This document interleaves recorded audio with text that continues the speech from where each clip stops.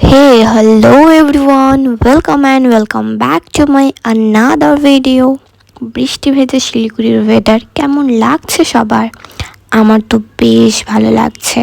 বৃষ্টি হলেই আমার অনেক কিছু খেতে ইচ্ছা হয়, কিন্তু সেদিন বেরিয়ে পড়েছিলাম মোমো খাওয়ার জন্যে।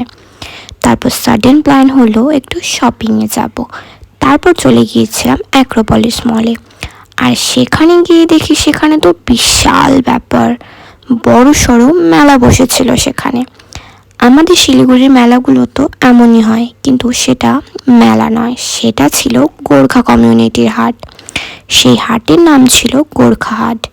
সেখানে সাজা জিনিস থেকে শুরু করে শাক সবজি, নেপালি ফুড, নেপালি কস্টিউম, নেপালি খুরকি, আরও অনেক কিছু ছিল সেখানে। তো ফার্স্টে আমাকে যে শপটা অ্যাট্রাক্ট করেছিল, সেখানে কিন্তু খুব সুন্দর কাপল রিং, নেকলেস, ক্লিপ আরও অনেক কিছু ছিল।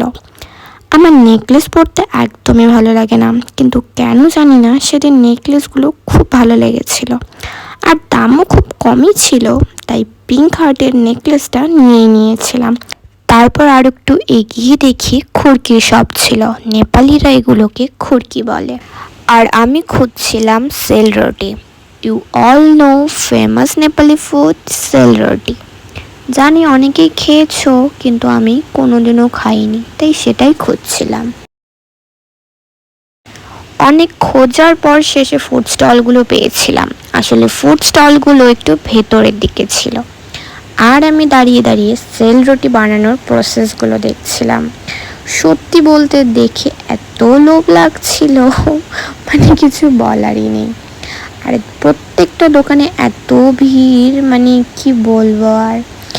অনেকক্ষণ দাঁড়িয়ে থাকার পর তারপরে শেষে গিয়ে এক প্লেট পেয়েছি। তারপরে সেটাই এনজয় করে খাচ্ছিলাম, বেশ ভালোই লেগেছে। আর বাড়ির জন্য প্যাক করে নিয়েছিলাম।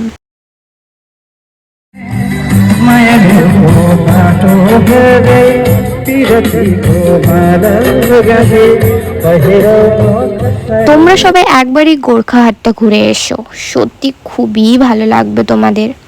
আমি তো আরও একবার যেতে চাই, কারণ সেখানে অনেক ফুড আইটেম ছিল, আর একদিনে তো সব খাওয়া পসিবল নয়। তো আমি তো আরও একবার অবশ্যই যাব। আর তোমরা কে কে এই গোর্খা হাটে গিয়েছো কমেন্টসে জানিও আমায়। আর তাড়াতাড়ি লাইক, কমেন্ট, শেয়ার, ফলো সব করে দাও, তাহলেই তো তোমরা আমার সুন্দর সুন্দর ভিডিওগুলো দেখতে পারবে, তাই না? Okay guys, bye bye, love you.